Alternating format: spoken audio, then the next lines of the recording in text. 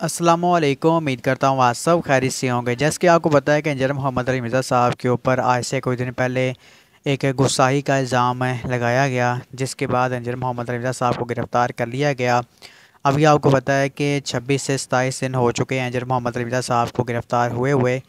تو اسی حوالے سے جو بڑے بڑے علماء کرام ہیں، بڑے بڑے مدارس ہیں، انہوں نے انجر محمد علی مرزا صاحب کے حق میں آواز اٹھائی کہ یار انجر صاحب کے ساتھ ہمارے بہت سارے اختلافات ہیں اور ہم بیان بھی کرتے رہتے ہیں، لیکن اس معاملے میں، اس خاص معاملے میں جو کرسچنز کے واسطے معاملہ ہوا ہے نا، اس میں انجر محمد علی مرزا صاحب جو بے گناہ ہیں، ان کا کوئی قصور نہیں ہے، ان کے اوپر 295 نہیں لگتی، ٹھیک ہے۔ تو اس کے اوپر جو بڑے بڑے شیوخ نے، بڑے بڑے علماء کرام نے، بڑے بڑے مدارس نے جو اس واسطے آواز اٹھائی اور فتاویٰ جاری کیے۔ اب اسی حوالے سے آپ کو پتہ ہے کہ مفتی طارق مسعود صاحب نے بھی ایک بیان ریکارڈ کروایا، جس میں پہلے تو انہوں نے بیان ریکارڈ کروایا انجر صاحب کے حق میں کہ علی مرزا کے ساتھ ہمارے کافی سارے اختلافات ہیں، لیکن اس معاملے میں ان کے اوپر 295 سے ہی نہیں بنتی، کیونکہ انجر محمد علی مرزا صاحب نعوذ باللہ استغفر اللہ وہاں پر کوئی اپنا عقیدہ جو بیان نہیں کر رہے، بلکہ کسی کی طرف ریفر کر رہے ہیں، کسی کے ریفرنس سے جو یہ بات کر رہے ہیں۔ اور نقل کفر کفر نہ باشد، کسی کے کفر نقل کرنے سے بندہ جو کافر نہیں ہو جاتا، ٹھیک ہے۔ تو اس طرح مفتی طارق مسعود صاحب نے پہلے انجر صاحب کے حق میں آواز اٹھائی، اس کے بعد ان کے اپنے ہی مولویوں کی طرف سے، اپنے فرقے کی عوام کی طرف سے مفتی طارق مسعود صاحب کو کافی ساری دھمکیاں لگائیں گے، قتل کی دھمکیاں جو اس واسطے دی گئیں کہ آپ اپنے بیان سے جاؤ پیچھے ہٹ جائیں، لیکن مفتی طارق مسعود صاحب نے بہادری کا مظاہرہ کیا اور وہ اپنے بیان سے پیچھے نہیں ہٹے۔ مفتی طارق مسعود صاحب نے اس کے بعد پھر اپنے جو ایک لیٹسٹ فرائیڈے سیشن کے اندر جو انہوں نے اس کے بارے میں جو بات کی، یہ جو پچھلا فرائیڈے جو گزر کے گیا ہے، تو اس ٹائم مفتی طارق مسعود صاحب نے کہا کہ دیکھیں انجر محمد علی مرزا صاحب سے ہمارے کافی سارے اختلافات ہیں، لیکن اس معاملے میں انجر صاحب کے ساتھ جو زیادتی ہو رہی ہے، ناانصافی ہو رہی ہے۔ آپ میرے ساتھ جتنے مرضی جو اختلافات کریں، مجھے قتل کی دھمکیاں دیں، جو مرضی کریں، لیکن میں حق بات سے پیچھے نہیں ہٹوں گا، ٹھیک ہے۔ تو مفتی طارق مسعود صاحب نے ماشاء اللہ تعالیٰ جو دلیری کا، بہادری کا مظاہرہ کیا۔ اب اسی حوالے سے مفتی طارق مسعود صاحب نے فتویٰ بھی جاری کر دیا ہے، یعنی کہ ریٹن فتویٰ پہ تو وہ ویڈیو کے اندر جو بیان دے رہے تھے، لیکن اب مفتی طارق مسعود صاحب نے جو ریٹن کے اندر فتویٰ بھی جاری کر دیا ہے انجر محمد علی مرزا صاحب کے حق میں۔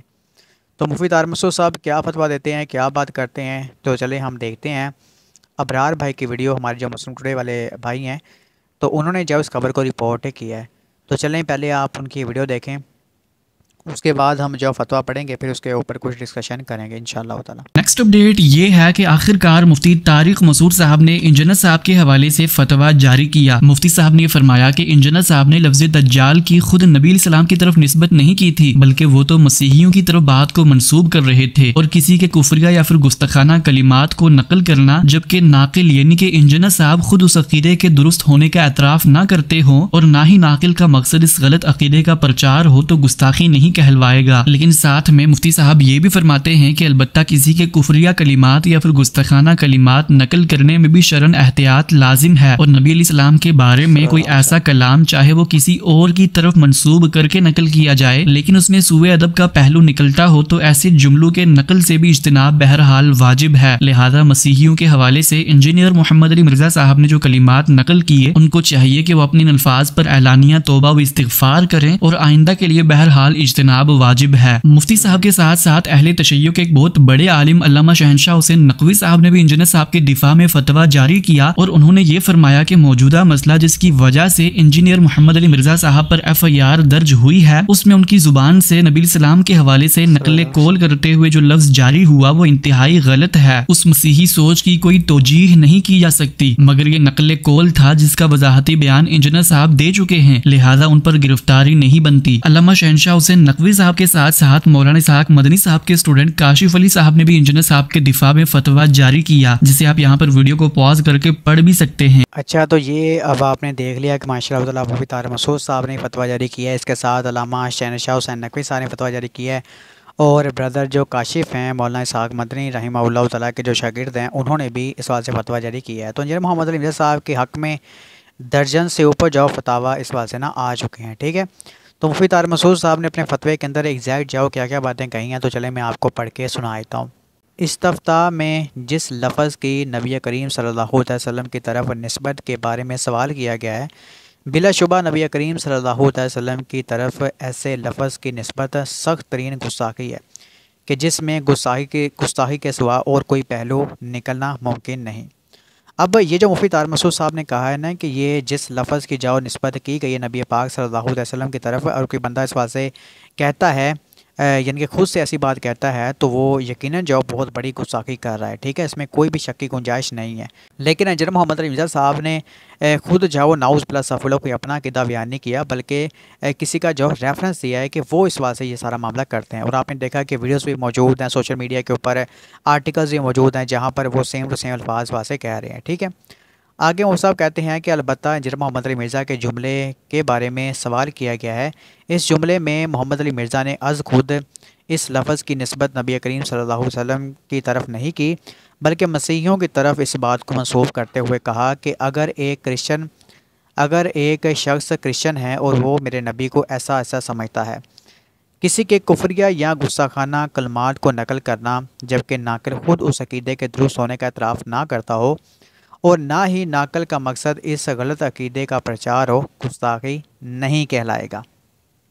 ٹھیک ہے سرکار۔ کہ وہی یہ بات ہوگی کہ نقل کفر نہ باشد، کہ اگر آپ کسی کا کلمہ کفر جو نقل کرتے ہو تو پھر اس کو نقل کرنے کے اوپر آپ جو خود کافر نہیں ہو جاتے۔ آگے مصعب کہتے ہیں کہ دوسری بات یہ ہے کہ کسی مسلمان کو گستاخ قرار دینا در حقیقت اسے کافر اور مرتد قرار دینا ہے، اور جب تک کسی کی زبان سے واضح طور پر ایسے کلمات نہ نکلیں جن میں گستاخی کے سوا اور کوئی پہلو نکالنا ممکن ہی نہ ہو، تو اس وقت تک کسی مسلمان کو گستاخ و مرتد قرار دینا درست نہیں۔ لہٰذا یہ جملہ کہ مسیحی ہمارے نبی پاک صلی اللہ علیہ وسلم کو معاذ اللہ ایسا سمجھتے ہیں، نقل کفر ہونے کی وجہ سے نبی صلی اللہ علیہ وسلم کی شان میں گستاخی نہیں کہلائے گا، اور ناقل کو شرعاً عقلاً اور عرفاً محض اس جملے کے نقل کرنے کی وجہ سے گستاخ اور دوسرے لفظوں میں کافر، مرتد اور پاکستانی قانون کی روح سے واجب القتل قرار دینا درست نہیں۔ البتہ کسی کے کفریہ کلمات یا گستاخانہ کلمات نقل کرنے میں بھی شرعاً احتیاط لازم ہے، اور نبی کریم صلی اللہ علیہ وسلم کے بارے میں کوئی ایسا کلام چاہے وہ کسی اور کی طرف